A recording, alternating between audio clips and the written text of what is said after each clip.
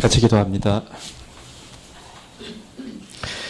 사랑하는 주님, 저희를 구원하신 그 구원이 얼마나 엄중한 구원인지 저희가 우리 영혼으로 하나님께 고백하고 우리를 부르신 그 부름의 길이 얼마나 좁은 길이고 얼마나 엄중한 길인지를 우리가 알게 하여 주시기를 소원합니다. 주님, 만약 주님께서 우리를 부르신 그 구원의 길이 얼마나 거룩하며 얼마나 우리 모든 것을 원하시는 길인지를 알았다면 과연 우리가 주님, 우리가 이 길을 따라가겠다고 간단하게 쉽게 고백할 수 있었겠습니까? 사랑하는 주님, 온 우주를 회복시키시는 그 권능으로 말미암아 우리 가운데 하나님께 나아갈 영혼의 길을 여시고 날마다 우리를 그 부활의 권능으로 이끄시는 것을 인하여서 감사드립니다. 사랑하는 주님, 이 우주를 덮고 있는 그 죄악의 세력을 깨치고 우리의 영혼이 하나님을 부르짖으며 하나님께 우리의 몸과 마음을 드리는 것이 얼마나 아름다운 일이며 얼마나 놀라운 일인지를 우리가 참으로 알게 하여 주시기를 소원합니다. 사랑하는 주님, 주님의 은총이 없이는 우리가 하루도 이 길을 갈 수 없사오니 주님, 저희를 강하게 붙드시고 주의 은혜의 장중에 저희를 붙들어 주시기를 소원합니다. 주님, 이 교회를 주의 말씀으로 부르셨으니 주의 말씀으로 거룩해 하시며 우리 한 사람 한 사람이 하나님께서 우리 가운데 주신 믿음의 경주를 잘 달려갈 수 있도록 주님 은총을 허락하여 주시기를 소원합니다. 주님, 저희가 참으로 주님을 섬기기를 원합니다. 주님, 저희가 사랑을 이야기할 때 하나님으로부터 온 사랑을 가슴에 품게 하여 주시기를 소원합니다. 주님, 저희가 섬김을 이야기할 때 예수님께서 우리를 섬기는 것처럼 섬길 수 있도록 주님, 저희를 이끌어 주시기를 소원합니다. 주님, 저희가 능력과 권능에 대해서 이야기할 때 하늘로부터 오는 온 우주를 붙들고 계시는 하나님의 권능을 알게 하여 주시기를 소원합니다. 주님, 교회 가운데 주의 말씀을 주시고 각양의 은사들이 우리 성도 가운데 드러나게 하여 주시고 무엇보다도 이 세상을 이길 믿음의 은혜를 주셔서 우리 가운데 당한 모든 믿음의 시련들을 잘 견딜 수 있도록 주님 인도하여 주시기를 소원합니다. 이 땅 가운데 하나님을 믿으며 살아가는 것이 뭔지를 잘 드러내는 사람들이 될 수 있도록 주님께서 인도하여 주시고 우리가 한 교회로 지어져 가는 것이 무엇인지를 알게 하여 주시기를 원합니다. 주님, 우리 가운데 있는 모든 결핍한 것들을 통하여서 하나님의 부요함을 경험하게 하여 주시고 주님, 우리의 기도가 깊어지게 하시고 우리의 기도가 진실해지게 하시고 우리가 하나님의 나라와 그의 의를 구할 수 있도록 주님 인도하여 주시기를 소원합니다. 주님, 저희가 주님을 사랑하게 하여 주십시오. 저희 마음에 참으로 주님을 사랑하는 마음이 일어나게 하여 주시고 주님, 기도를 알게 하여 주시고 말씀에 대한 뜨거운 열정이 우리 가운데 임하게 하여 주옵소서. 주님, 이 예배 시간 가운데 저희와 함께 하시기를 소원합니다. 예수 그리스도의 이름으로 기도합니다. 아멘.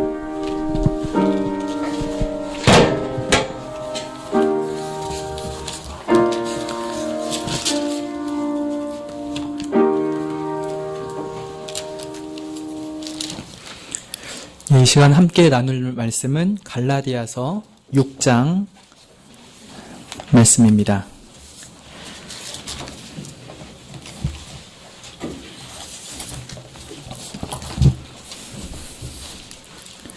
(6장) 7절부터 10절까지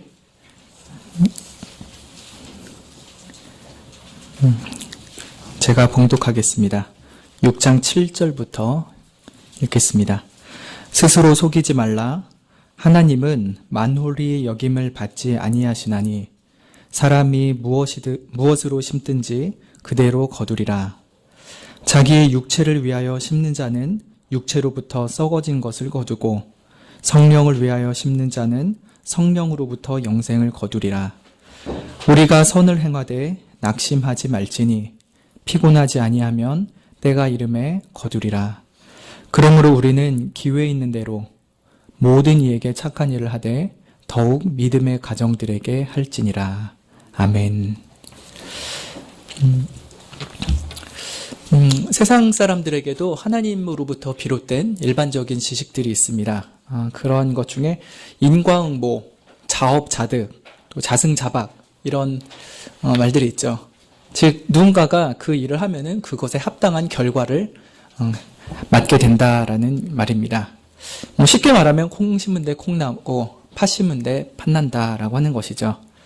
그렇게 되는 경우가 세상 가운데도 많이 있기 때문에 많은 사람들은 열심히 공부해야 좋은 대학 간다, 열심히 일해야 돈을 잘 번다 라는 원리에 입각해서 성실하게 살아갑니다. 근데 또 인생이 그렇게 아주 단순한 원리로만 가지는 않는 것이 우리를 몹시 당황하게 합니다. 그래서 일반 사람이 보기에도 선한 사람이 복을 받아야 되는데 왜 저렇게 힘들게 살까? 오히려 악한 사람, 저 못된 사람은 저렇게 떵떵거리고 몇 대가 튼튼하게 잘 먹고 잘 살아가는 것을 보게 되는구나. 세상이 어찌 이 모양이고 하면서 세상이 잘못 돌아가는 부당함에 대해서 한탄하기도 합니다. 그러니까 세상 사람들도 바른 원리를 가지고 있기도 하지만 또 그 원리대로 안 돌아가는 세상에 대한 한탄을 하죠. 근데 이런 것은 성도들도 비껴나갈 수 없는 문제입니다. 아삽이라는 시편의 기자가 이렇게 시를 썼었죠. 내가 거의 실족할 뻔했고 내 걸음이 미끄러질 뻔했다. 왜 그랬습니까? 악한 자들이 너무 잘 돼서 그랬죠. 악한 자들은 죽을 때도 고통 없이 편안하게 죽습니다. 살아있는 동안은 그 힘이 건강하고 타인과 같은 고난 없이 재앙 없이 평생을 편안하게 사는 악인들이 너무 많아서 그런 것이었죠. 솔로몬도 그런 것을 보면서 인생의 헛됨, 부조리함에 대해서 여러 가지로 말씀을 했습니다. 저 전도서에서 보면은 자기의 의로움에도 불구하고 멸망하는 의인이 있다. 자기의 악행에도 불구하고 장수하는 악인이 있다. 라고 하였습니다. 그래서 이런 것을 보면은 성도들까지도 아삽과 또 솔로몬과 동일하게 휘청거리고 넘어지고 주저앉고 싶은 때가 한두 번이 아닌 것을 경험하게 되죠. 그렇지만 오늘 갈라디아서 말씀에서는 우리들에게 분명히 말씀을 하십니다. 7절에 뭐라고 하십니까? 스스로 속이지 말라. 하나님은 만홀히 여김을 받지 아니하시나니 사람이 무엇으로 심든지 그대로 거두리라 합니다. 비록 이 세상 가운데는 하나님의 공의의 원칙이 완전히 실현되지는 않습니다. 하나님의 무능함이나 불의함 때문이 아니요 너무나도 완벽한 공의와 측량할 수 없는 지혜의 섭리로 인하여서 잠시 이 땅 가운데는 그 인과응보가 완전히 일어나지 않죠.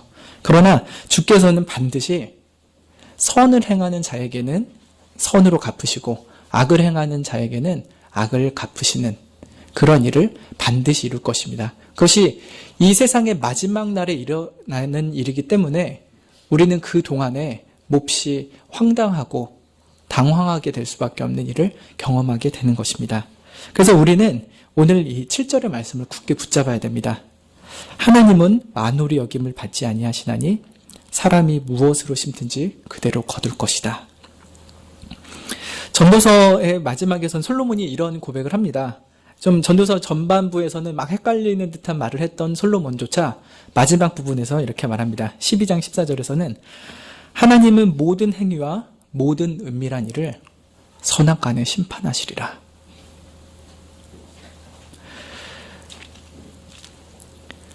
그래서 우리는 마지막 날에 이루어질 최후의 심판을 내다보면서 오늘의 행동을 분별하고 선택해야 합니다. 하나님은 분명히 자신의 속성을 계시하셨습니다. 나는 만홀히 여김을 받지 않는다. 너희들이 스스로를 속이면서 대충 해도 잘 되겠거니 악을 행해도 좋은 일을 받겠거니 라고 스스로 속이지 말아라 라고 말하고 계시죠. 더 적극적으로 표현한다면은 너희는 내가 지금 말하고 있는 이 진리 안에만 거하고 이 진리만이 너의 사고 방식을 지배하게 하라 라고 말씀하는 것입니다. 우리에게 심는 대로 주신다라고 하는 그 말씀을 굳게 붙잡으라 라고 하는 것입니다. 이것이 우리 영혼의 가장 안전한 길입니다. 이 진리를 붙잡지 않을 때 우리는 악을 통해서 좋은 일을 얻어보고자 하는 유혹에 쉽게 말려 들어가게 됩니다. 우리의 영혼이 위태로워지죠. 그러나 이 진리의 말씀을 붙잡을 때야 비로소 우리는 가장 안전한 길로 걷게 되는 것입니다. 이 7절에 하나님께서 결국은 인과응보로 주신다라고 하는 말씀을 좀 더 세부적으로 설명하신 것이 8절입니다. 7절은 8절을 통해서 더 구체화되죠. 8절을 같이 읽어보겠습니다. 시작. 자기의 육체를 위하여 심는 자는 육체로부터 썩어진 것을 거두고 성령을 위하여 심는 자는 성령으로부터 영생을 거두리라. 예, 7절에서 농부의 씨앗 비유를 했죠. 무엇이든지 심는 대로 거둔다라는 그 원리가 크게는 두 가지로 나눠진다라고 8절에서 세부화시키십니다. 그 중에 첫 번째는 육체를 위하여 심는 자입니다. 육체를 위하여 심는 자 누구겠습니까? 바로 세상 사람들입니다. 늘 자신의 행복과 안락을 위해서 사는 자, 이 세상이나 세상에 있는 것들을 사랑하면서 사는 자, 그런 자들이 바로 육체를 위해서 심는 자들이죠. 이 사람들은 비단 윤리적인 죄를 짓는다고 하는 사람들만 말하는 거 아닙니다. 육체를 위해서 심는다고 해서 살인하고 사기치고 되게 나쁜 짓만 해서 돈 버는 사람들, 그런 사람 말하는 게 아니라 하나님 없이 살아가는 모든 사람을 칭합니다. 하나님 없이 최고의 고상한 학문을 연구하고 세상 모든 사람들이 흠모할 만한 예술적인 작품들을 낸다 할지라도 그는 하나님 없이 하나님 밖에서 살아가는 자이기 때문에 결국은 육체를 위해서 심는 자에 불과한 것입니다. 그 사람들의 속에는 겉으로는 말끔해 보이고 고상해 보일지라도 결국 인간의 깊은 부패함으로 말미암아 육신의 정욕, 안목의 정욕, 이생의 자랑의 씨앗을 매일매일 심어갈 뿐입니다. 성실하지만 그릇됩니다. 재밌는 것을 좋아하고 또 고상한 것을, 아름다운 것을 흠모한다 할지라도 결국은 하나님 없이 행하는 모든 것들은 육체를 위하여 심는 것과 다르지 않은 것이죠. 그 결과가 무엇입니까? 육체를 위해서 심는 자는 무엇을 거둡니까? 육체로부터 썩어질 것을 걷는다라고 합니다. 로마서에서는 이것을 6장 20절에서 이렇게 말씀하고 있습니다. 너희가 죄의 종이 되었을 때에는 의에 대하여 자유하였느니라. 너희가 그때 무슨 열매를 얻었느냐? 이제는 너희가 그 일을 부끄러워하나니 이는 그 마지막이 사망임이니라.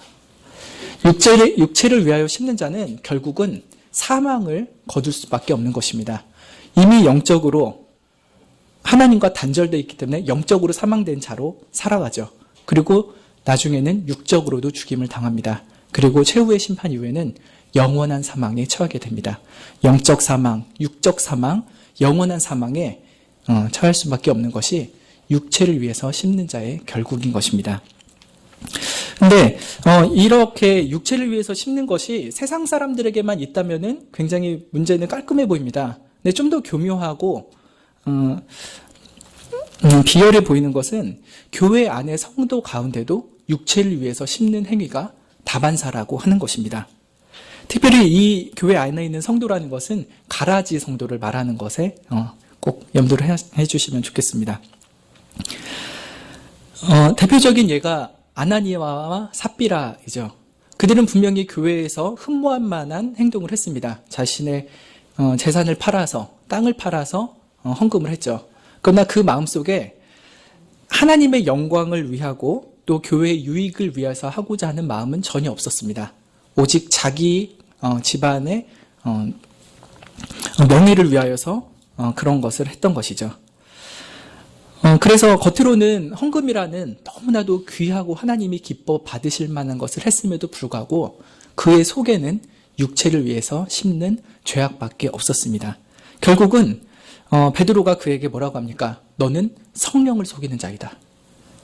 성령을 속이는 자이다 라고 하죠. 교회 안에서도 성령을 속이는 자가 많이 있다는 것입니다. 한국 교회에 쇠퇴라고 하기에도 너무 과분할 정도의 상황이죠. 한국 교회는 거의 몰락입니다. 몰락. 왜 그런가? 그 안에 진심으로 하나님 앞에 자신의 죄됨을 참회하는 자, 결국 성령의 거듭남으로 살아가는 자들이 너무나도 적어졌기 때문입니다. 외적으로는 많이 성장했었지만 가라지 성도들이 너무 많이 들어와 있었던 거죠. 결국 그들은 교회 안에서 무슨 일을 열심히 부지런히 행한다 할지라도 육체를 위해서 심었을 뿐입니다. 그래서 결국 걷는 것은 지금과 같은 교회의 몰락이죠. 세상 사람들뿐만 아니라 교회 안에 있는 어떤 이들이 이렇게 육체를 위하여 심습니다. 결국은 사망의 열매를 거두려고 매일매일 열심히 자기도 모르게 일을 하고 있는 것이죠. 그렇지만 하나님께서는 귀한 약속을 우리에게 주십니다. 무엇입니까? 성령을 위하여 심는 자는 성령으로부터 영생을 거두리라 라고 약속을 해주십니다. 우리에게 부탁하시는 것이죠. 우리에게 또 약속하시는 것입니다. 너희들 성령을 위하여 심어라. 그리하면 영생을 거둘 것이다.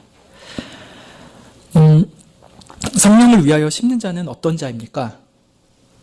먼저는 하나님의 영광만을 위하여서 온 마음과 뜻과 힘을 쏟아내는 자들입니다. 더불어 교회의 유익을 위하여 봉사하는 자입니다. 그리고 이웃들을 위하여서 사랑의 삶을 드러내는 자들이 바로 성령을 위하여 사는 자입니다. 하나님과 교회와 이웃을 위하여 사는 자.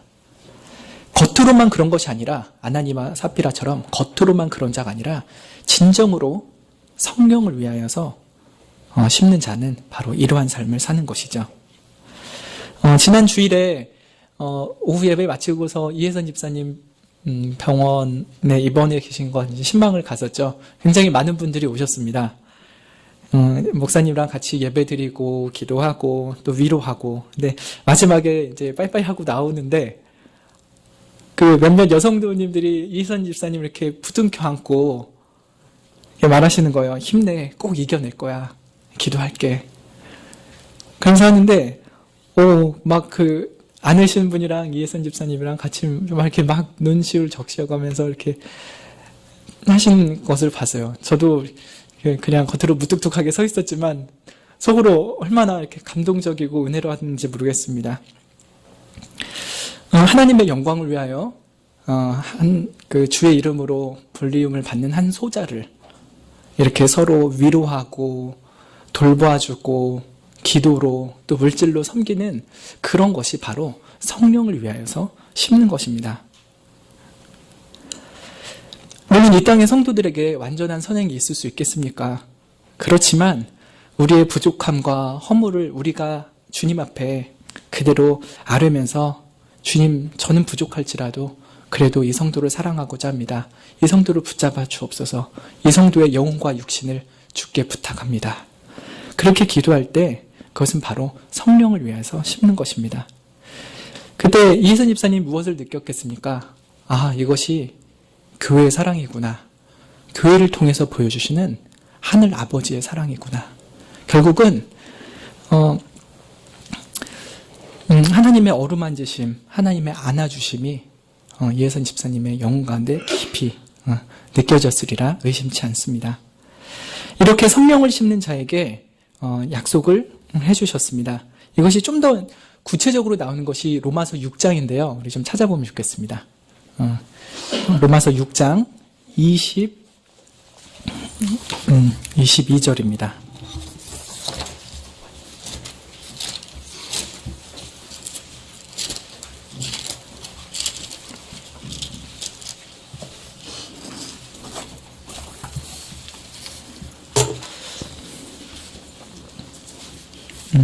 로마서 6장 22절, 23절. 그러나 이제는 너희가 죄에게서 해방되고 하나님께 종이 되어 거룩함에 이르는 열매를 얻었으니 이 마지막은 영생이라. 죄의 삭은 사망이요 하나님의 은사는 그리스도 예수 우리 주 안에 있는 영생이니라. 예, 22절에도 영생이라고 되어 있고요. 23절에도 영생이라고 되죠. 궁극적으로는 영생입니다. 그런데 그 앞에 중요한 한 과정이 있죠. 22절에 보시면은 무엇입니까? 거룩함에 이르는 열매를 얻었다라고 하는 것입니다. 즉 성화의 열매를 맺는다고 하는 것입니다. 그래서 갈라디아서 말씀으로 다시 오시면요. 우리가 성령으로부터 영생을 거둔다라고 했을 때 마지막 날에 우리가 천국에서 살게 된다 이렇게 붕 건너뛰는 것이 아닙니다. 우리가 이 생활 속에서 성령을 위해서 매일매일 씨앗을 뿌릴 때 매일매일 성화의 열매를 거두게 된다라는 것을 이 로마서에서 더 구체적으로 말씀해 주신 것입니다. 그리고 그 마지막에 영원한 생명을 누리게 된다라고 하는 것이죠.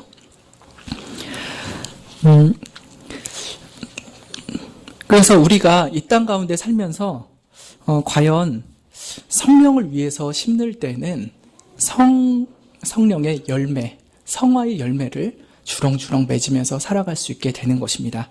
맨 마지막 날 천국에서 영생한다. 그것만이 아니라요. 이 현세에서 성령의 열매가 우리 가운데서 맺어지게 하시는 은혜를 주신다고 약속해 주셨습니다. 우리에게 이보다 더 귀한 것이 어디에 있겠습니까? 우리를 영원전에 작정하신 이유가 무엇입니까? 우리로 하여금 그리스도의 형상을 갖게 하는 것을 목적으로 하지 않으셨습니까?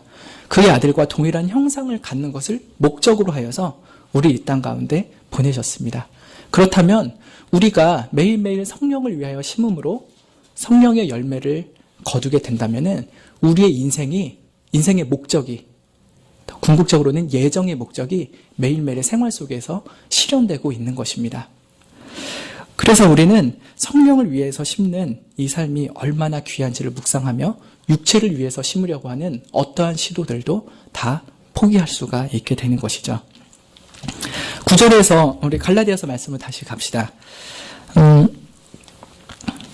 갈라디아서 6장 9절을 보시면은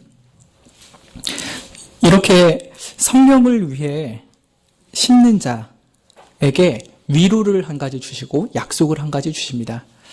9절을 같이 읽어보겠습니다. 시작. 우리가 선을 행하되 낙심하지 말지니 피곤하지 아니하면 때가 이름에 거두리라. 예. 우리가 선을 행하되 낙심하지 말라라고 합니다. 이 선이 무엇입니까? 8절과 연결되어 있죠. 성령을 위하여 심는 것이 선이죠. 하나님의 영광을 위하여 사는 것, 교회의 유익을 위하여 또 이웃의 유익을 위하여 사는 것이 선이라고 할 때 그 선을 행할 때 낙심하지 말라라고 합니다. 왜 이런 말씀 하시겠습니까? 우리가 선을 행하다 낙심할 일을 많이 만나기 때문이죠.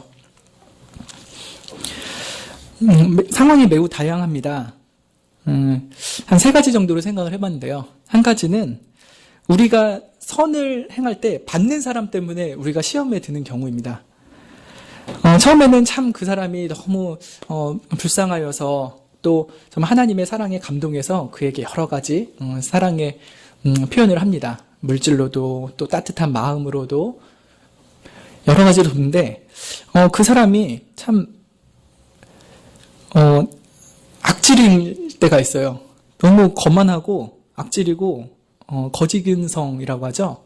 당연히 받는 것에 익숙해져서 저도 고맙다는 소리를 전혀 안 할 때, 처음에는 정말 기쁜 마음으로 하다가도 저 사람 뭐 고마워하기는 하는 거야. 그냥 당연히 여기는 거 아니야? 그렇게 하면은 우리가 선을 행하는 데 있어서 굉장히 낙심을 하게 되죠. 아이, 나도 안 줘버려야겠어. 저 사람 알아주지도 않는데. 그러면서 우리가 저 사람 때문에 시험이 드는 경우들이 있습니다. 도움 보람도 없고 도울 가치도 없는 사람인 것 같다 라고 하면서 그 선을 행하는 것을 멈추기도 하죠.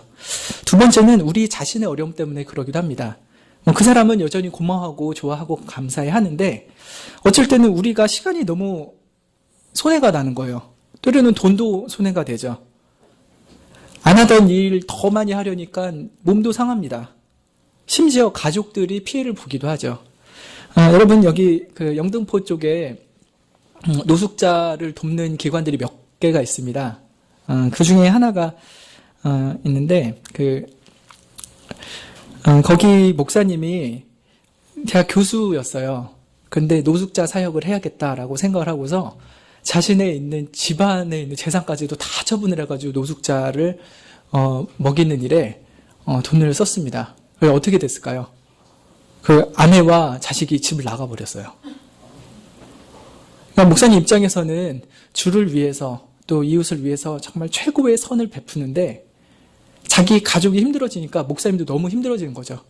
그 미국 가족들이 미국으로 도망가 버려가지고 이 사역을 계속 해야 되나? 내가 우리 집안도 이렇게 못 돌보는데 어떻게 남을 돕는다고 이러고 있겠는가?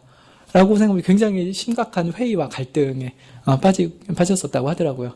근데 결국은 이겨내고 지금 계속 그 사역을 하고 있습니다. 근데 이제 메일이 오는데 작년부터 지원이, 후원금이 굉장히 많이 줄었다는 거예요. 그래서 더 이상 이 사역을 할 수 있을지 없을지 이제 선택해야 될 기로에 섰다.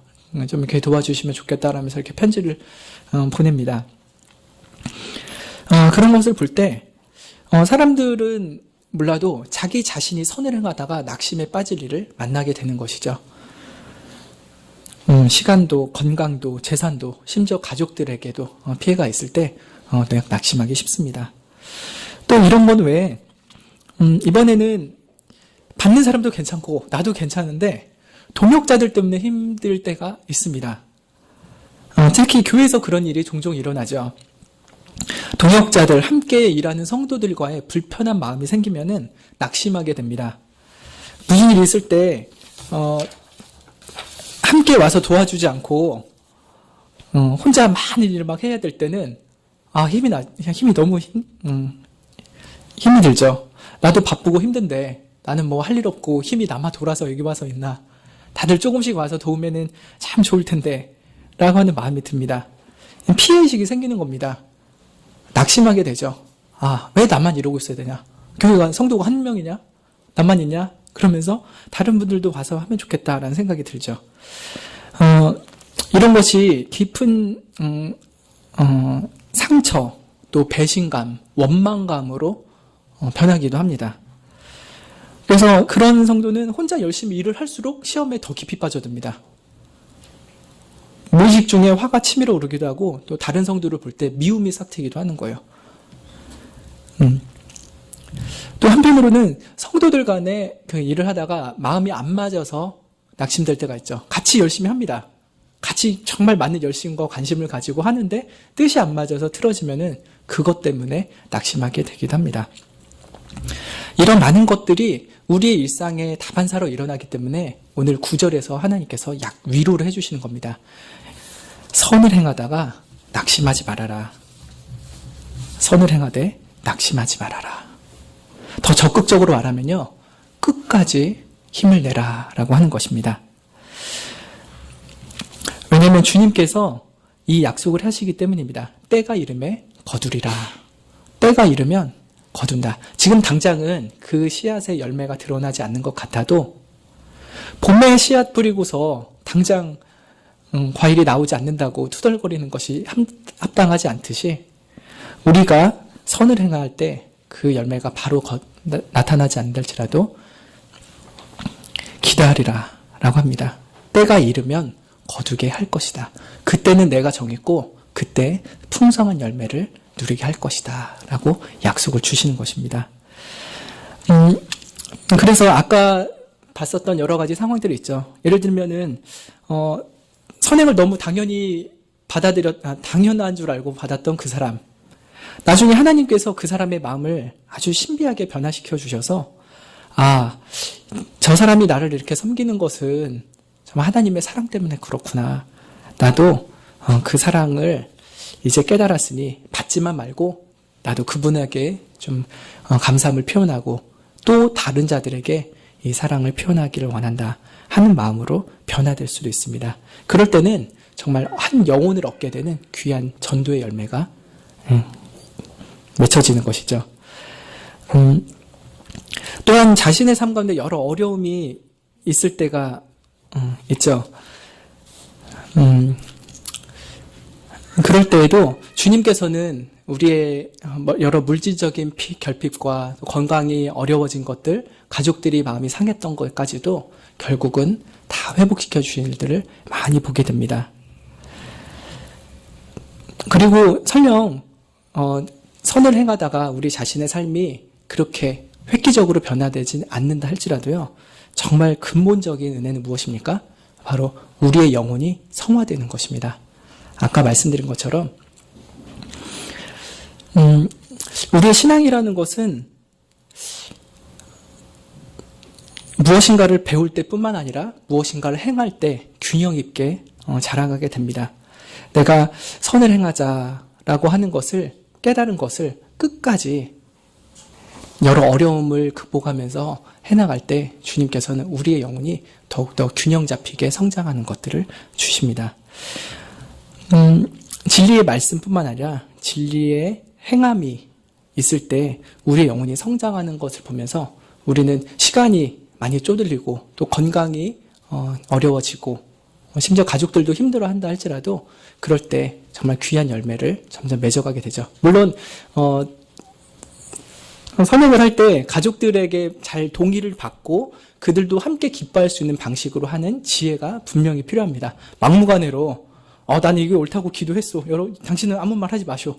이렇게 불도저처럼 미는 것은 그렇게 덕스럽진 않습니다. 하지만 또 불가피하게 그렇게 해야 될 때는 있잖아요. 가족들이 너무 따라오지를 못할 때, 그러나 주의 뜻은 너무나도 분명할 때는 그때는 일단 주의 뜻을 따르고 하나님께서 가족들의 마음을 천천히 돌리실 것을 기도하면서 일을 행해야 될 것입니다. 결국은 가족들도 함께 돌아설 수도 있겠지만 그렇지 않는 상황으로 평생을 간다 할지라도요, 가장 중요한 것은 우리 영혼 속에 귀한 성화의 열매들이 맺혀진다라고 하는 것입니다.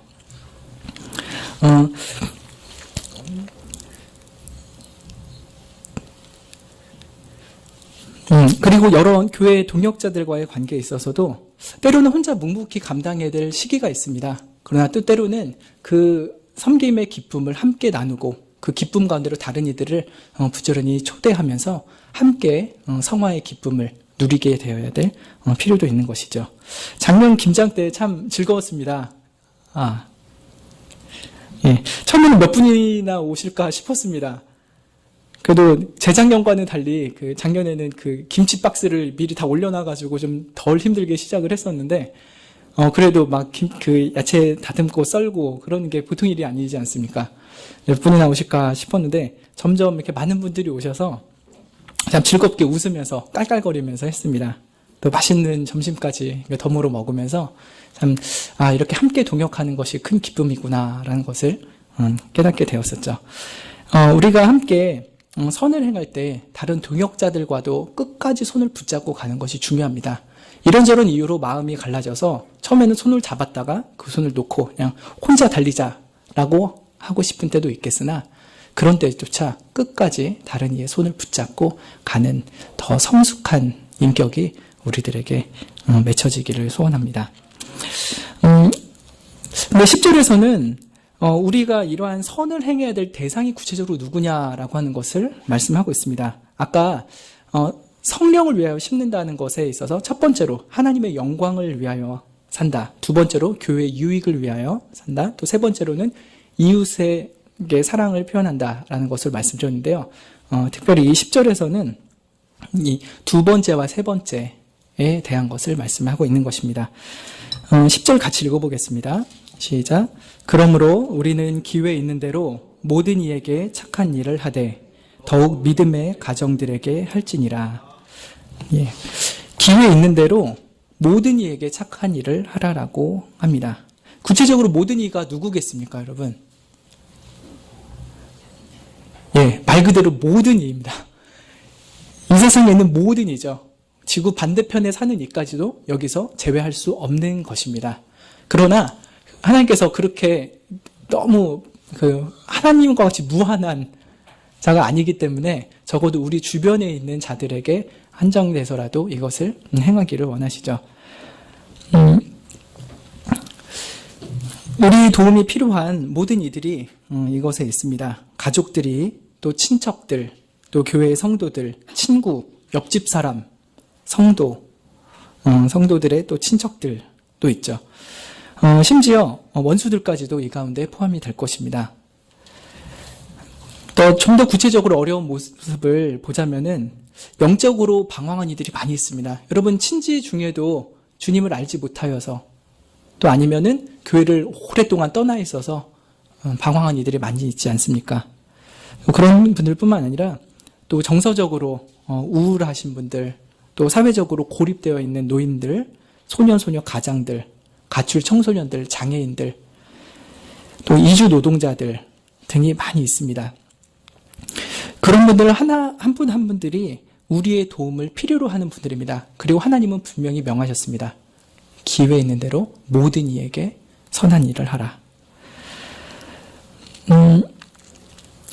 여러분 이 질문을 한번 해보면 좋겠습니다. 성과 교회로 인하여서 이 지역사회가 어떤 좋은 일을 받고 있는가? 성가교회가 있어서 이 지역이 뭐가 좋아졌는가?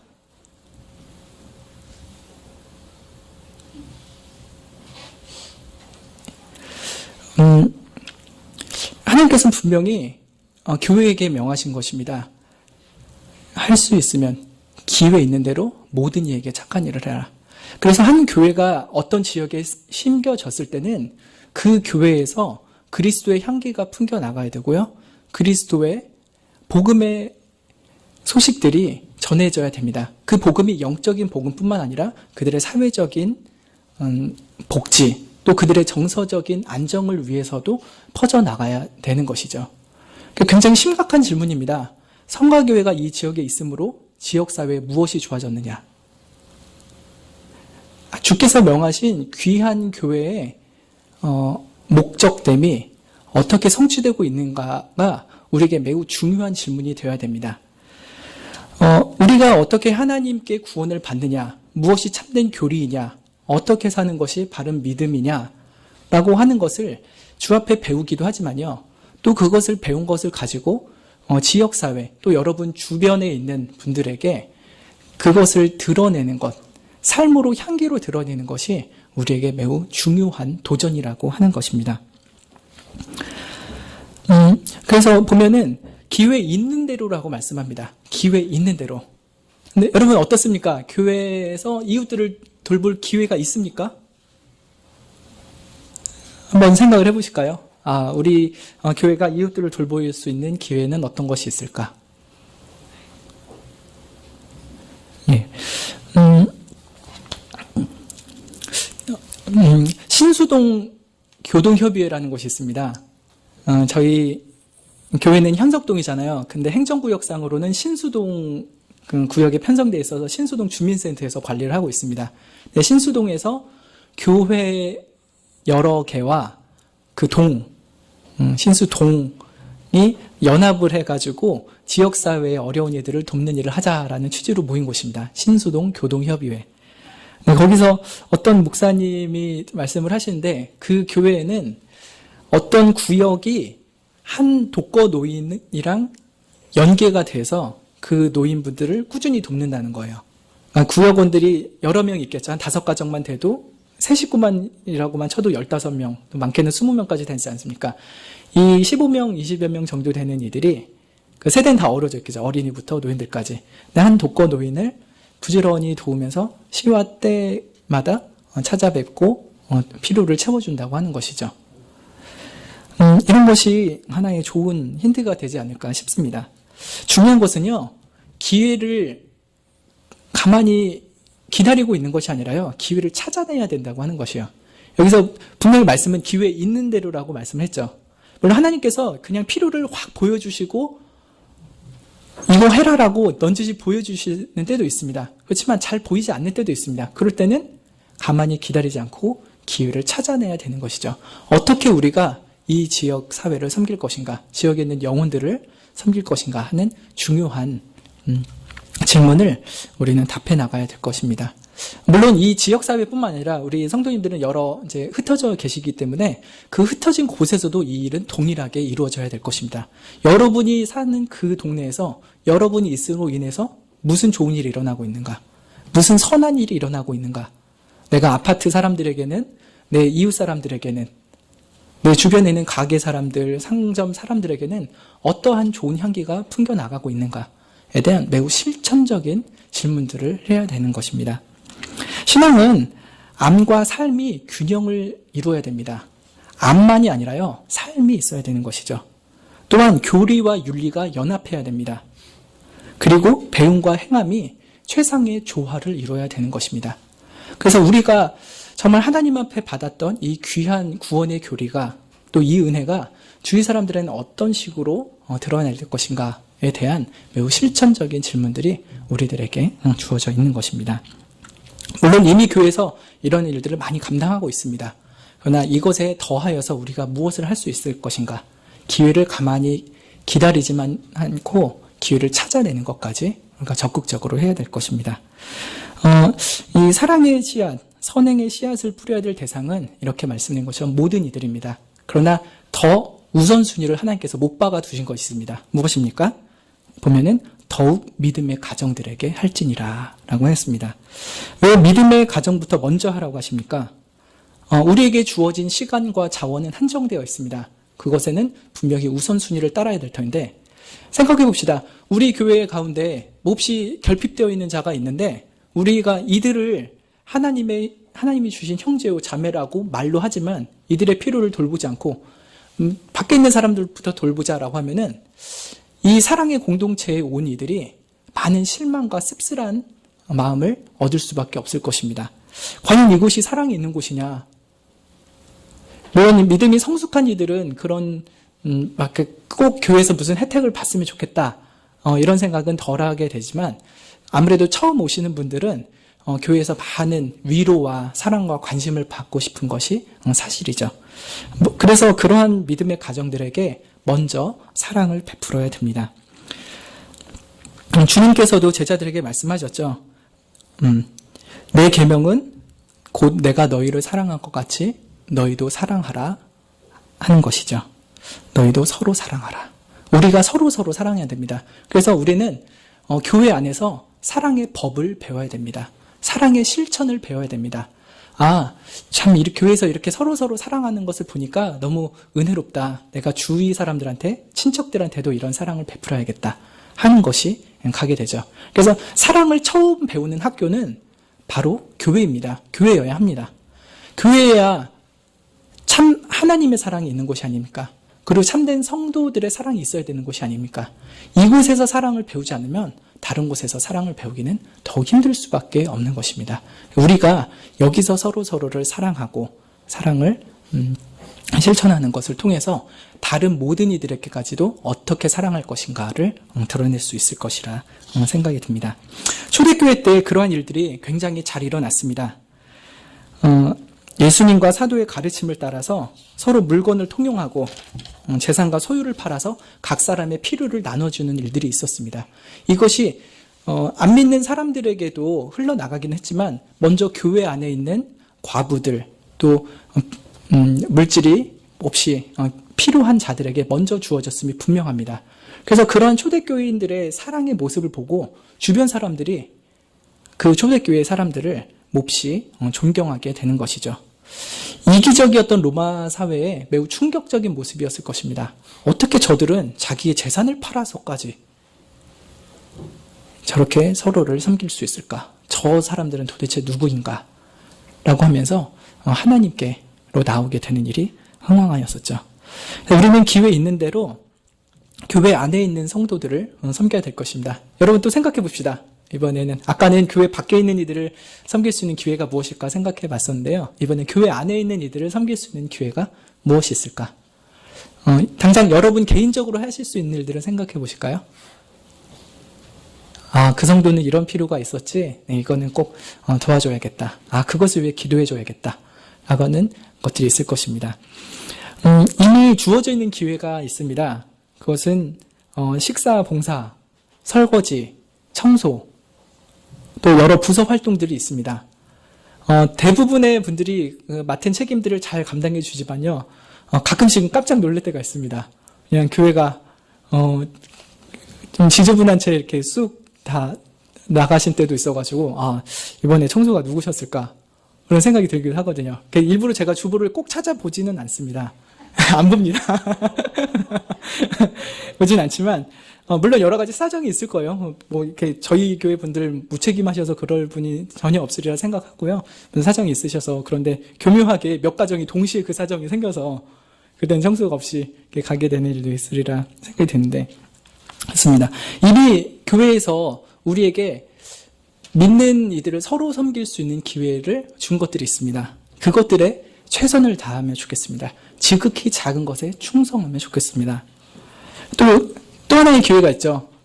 다음 주에 추수감사주일 헌금을 김행란 선교사님 차량 구입에 후원을 하기로 결정을 재직회 때 그렇게 결정이 됐나요? 예, 그렇게 통과가 됐군요. 예, 그렇게 됩니다. 이것 또한 교회 안에 있는 자들, 물론 이게 먼 땅에 있지만 하나님의 교회 안에 있는 자들에게 또 복음 전하는 그 선교사의 발을 가볍고 빠르게 하는 일에 도움을 주는 것이죠. 선교사님이 그 차를 타고 다니면서 정말 하나님이 도우시는구나. 성도의 사랑이 이것이구나. 교회 하나됨이 이것이구나. 라고 하는 것을 늘 찬양하면서 다니실 것이라 생각이 듭니다. 이렇게 주어진 기회도 있지만 또 우리가 서로를 섬길 기회를 찾아내야 되는 적극성도 필요합니다. 누가 도와달라고 할 때보다 도와달라고 안 할 때가 더 많습니다. 분명히 마음이 너무 상하고 이번 주엔 속상한 일이 너무 많아서 누군가한테 좀 얘기 좀 하고 싶은데 누구한테 얘기를 해야 될지, 과연 나를 도와줄까 하는 걱정, 그런 것 때문에 그저 아무 말도 못한 채 그냥 돌아가는 일도 종종 있을 것입니다. 구역 예배 때나 또 금요 기도회 때 또 사적인 대화들 가운데서 서로의 필요를 발견하게 되면은 또 그것을 적극적으로 돕는 마음들이 우리 가운데 있기를 원합니다. 어떤 가정이 특별한 일을 맞았을 때, 좋은 일이나 또 어려운 일을 맞았을 때, 또 특별하지 않아도 평범한 일상 가운데 우리가 서로를 도와줄 수 있는 것이 얼마나 많이 있겠습니까? 오늘 교동문에서 읽었었죠. 각기 자기 일을 돌아볼 뿐더러 각각 다른 사람의 일을 돌아보아 나의 기쁨을 충만하게 하라. 자기 일만 돌아보면은 늘 우리는 부족해 봅니다. 우리 집엔 이게 없는 것 같고 나한테는 이게 더 필요한 것 같고. 그렇지만 다른 이들을 도우려고 할 때 우리 집에 이런 거가 있는데 저 성도한테 더 필요하겠다. 그러면서 이렇게 나눌 수 있는 것이 얼마든지 많이 있습니다. 사랑하면 방법이 보인다는 말이 있습니다. 사랑하면 방법이 보인다. 우리가 사랑의 눈으로 다른 이들의 필요를 부지런히 찾고 또 사랑의 귀를 열어 다른 이들의 호소를 듣다 보면은 그들을 도울 수 있는 방법들이 주어집니다. 하나님께서 우리가 선을 행할 때 결코 낙심치 않게 하시죠. 우리가 남을 도울 수 있는 마음의 담대함과 또 여러 가지 물질적인 필요들까지 또 시간적인 필요들까지도 채워주시리라 믿습니다. 그래서 우리 교회가 참 이런 착한 일에 더욱더 부유하고 넉넉한 교회가 되면 너무나도 좋겠습니다. 지금까지도 참 은밀히 섬기고 서로를 돌보는 일들이 많이 있어서 너무나 감사합니다. 그러나 우리가 행할 것이 지금까지 한 것이 전부이겠습니까? 우리가 모든 것을 완수했겠습니까? 아니죠. 아직 우리가 나아갈 일이 많이 남아 있습니다. 서로를 섬겨야 될 기회들이 너무나도 많이 있습니다. 그것을 찾아서 열심히 섬기게 되면 좋겠습니다. 이제 말씀의 결론을 맺겠습니다. 이틀 전이 입동이었네요. 벌써 겨울입니다. 참, 제가 여기서 제일 적게 살았지만 정말 저에게도 세월이 너무 빨리 가가지고 정말 1년이 한 3개월밖에 안 살면 가는 것 같아요.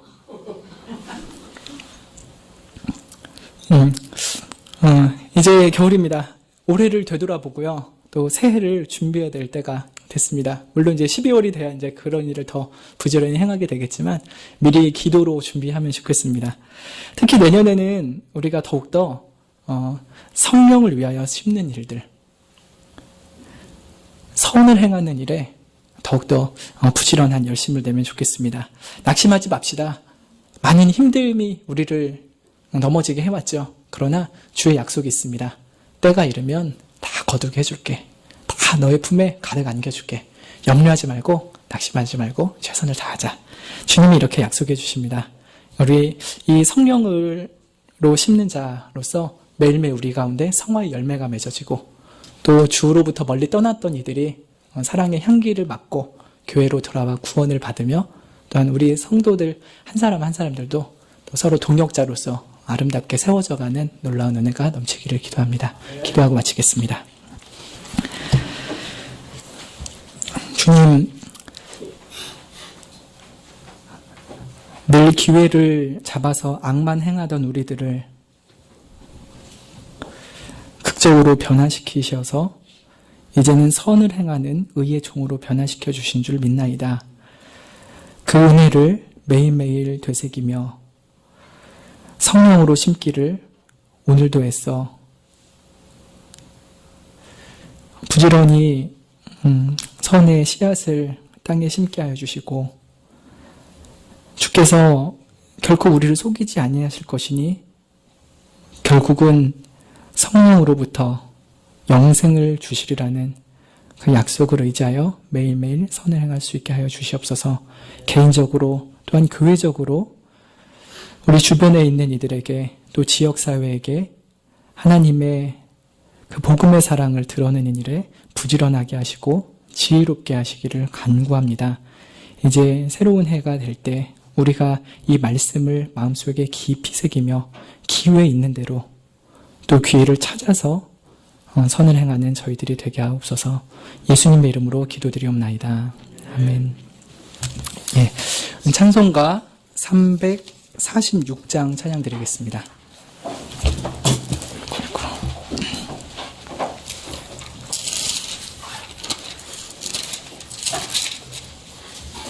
346장입니다.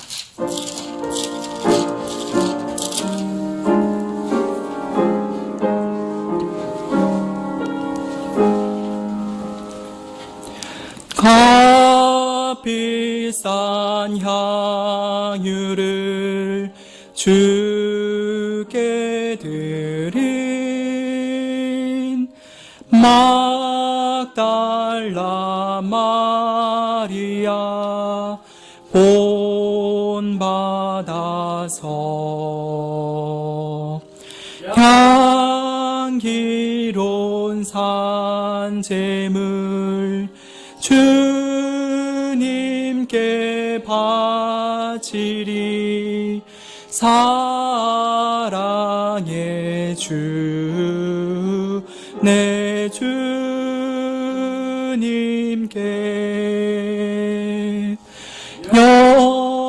연약한 자에게 힘을 주고 어두운 세상에 빛을 비춰 성실과 인내로 내 형제 이끌리. 사랑의 주 내 주님께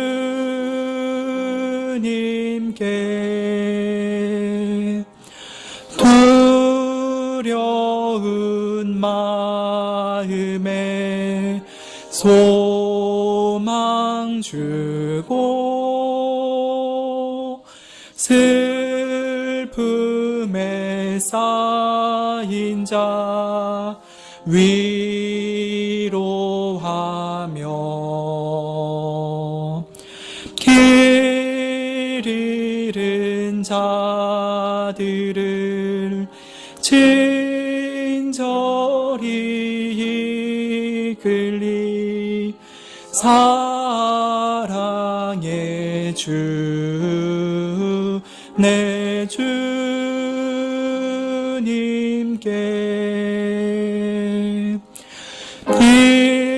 인생의 황혼이 깃들어서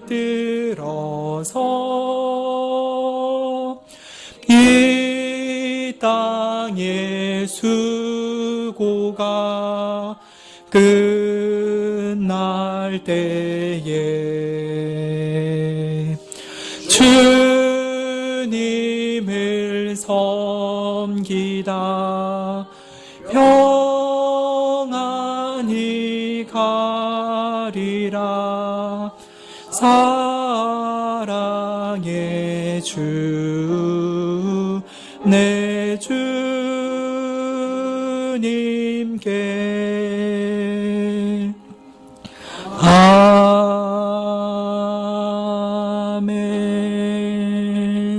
아멘. 예, 주님께서 가르쳐 주신 기도를 아뢰므로 주일 오후 예배를 마치겠습니다. 하늘에 계신 우리 아버지여, 이름이 거룩히 여김을 받으시오며 나라의 임하옵시며 뜻이 하늘에서 이룬 것 같이 땅에서도 이루어지이다. 오늘날 우리에게 일용할 양식을 주옵시고 우리가 우리에게 죄 지은 자를 사하여 준 것 같이 우리 죄를 사하여 주옵시고 우리를 시험에 들게 하지 마옵시고 다만 악에서 구하옵소서. 대개 나라와 권세와 영광이 아버지께 영원히 있사옵나이다. 아멘.